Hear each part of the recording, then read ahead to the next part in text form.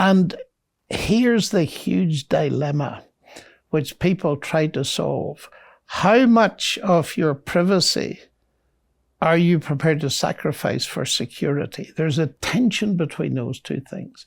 Now, in China, you mentioned, and you're probably thinking about Xinjiang, where you've got a minority, a Muslim minority of Uyghur people.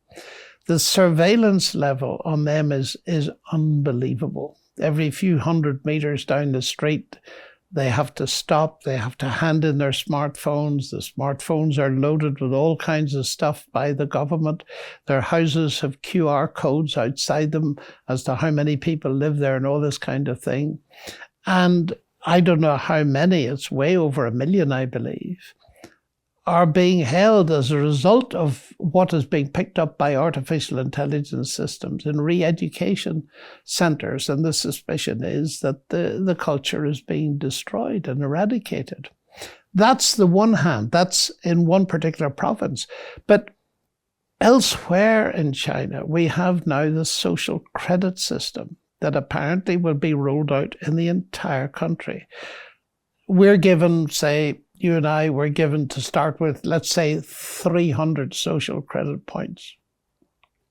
And we're being trailed. If we fail to put our rubbish trash can out at night, there'll be marks against us. If we go to somewhere dubious or mix with someone whose political loyalties are suspect, we'll get more negative points. On the other hand, if we pay our debts on time and go green, so to speak, and all this kind of thing, we will amass more credit points. And then, if we are going negative, the penalties kick in. We'll discover we can't get into our favorite restaurant. We'll discover we don't get that promotion or don't even get that job we apply for, or that we can't travel, or that we can't even have a credit card.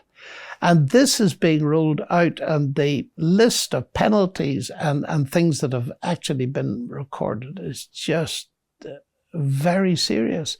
Now, what amazed me when I first came across this was the fact that many people welcome this. They think it's wonderful. They boast, I got 1,000 points. How many have you got? And they don't realize that the whole of life is becoming controlled in the interests, ostensibly, of having a healthy society. So it is, talk about 1984.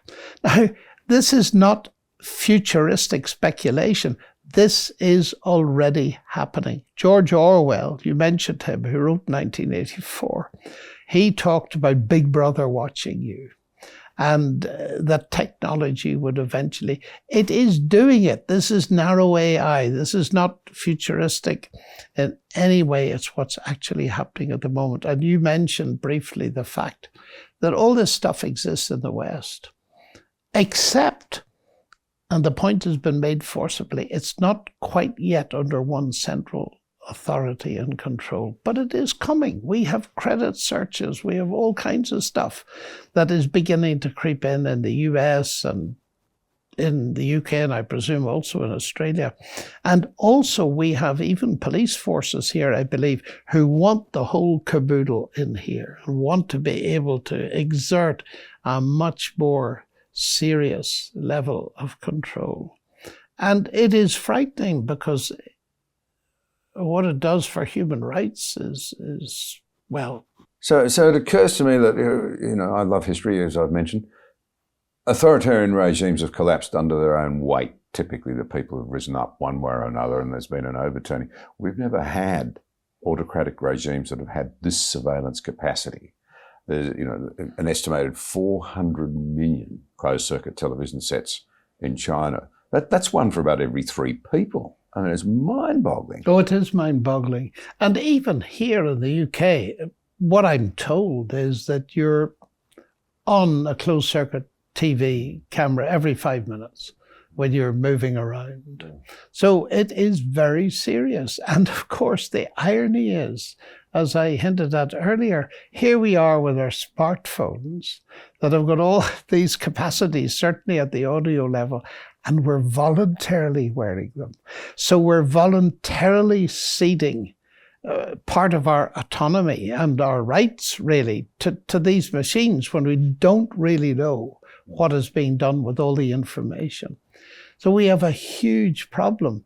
And someone has said we're sleepwalking into all of this, so that we're captured by it, we're imprisoned by it, and we wake up too late because the central authority has got so much control that we cannot escape anymore. So let's go back to where I started. Science is blessing us because they are fantastic, a lot of these things, with incredible technology and capabilities that you've alluded to some of the useful things. I mean, I love the way in which I can, in my car, say, hey, Siri, call my wife. I mean, yes. That's just fantastic. But my question about what we now believe goes to the heart of who do we think we are? What is our status? On what basis will we be alert enough to recognise we need to make tough decisions? And then on what basis will we make the ethical decisions around how far this goes? I know that's a complicated question, but there's another element to it, because we haven't even got into general artificial intelligence yet. We're still talking, as I understand it, about narrow artificial intelligence, just masses of it. Yes, we Those are. surveillance cameras and the people at their desks in Beijing, collating the information and what have you, there might be a lot of information and a lot of capability, but those cameras can't think of another task, how to go and bring my boss a cup of coffee. It's still narrow. That's absolutely right. And it's before we've got to general intelligence. Yes. And what we got to realize several things. First of all, the speed of technological development outpaces ethical underpinning by a huge factor, an exponential factor. Secondly, some people are becoming acutely aware that they need to think about ethics. Yeah. And some of the global players, to be fair, do think about this because they find the whole development scary. Is it going to get out of control? And someone made a very interesting point. I think it was a mathematician who works in artificial intelligence. And she was referring to the book of Genesis in the Bible. She said, God created something and it got out of control, us. We are now concerned that our creations may get out of control. And I suppose in particular, one major concern is autonomous or self-guiding weapons.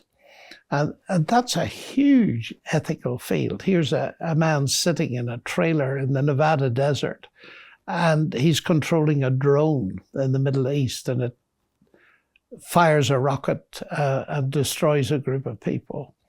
And of course, he just sees a puff of smoke on his screen, and that's it done. And there's huge distance between the operation of that lethal mechanism. And we only go up one more from that, where these lethal flying bombs, so to speak, control themselves. We got swarming drones and we got all kinds of stuff. Who's going to police that?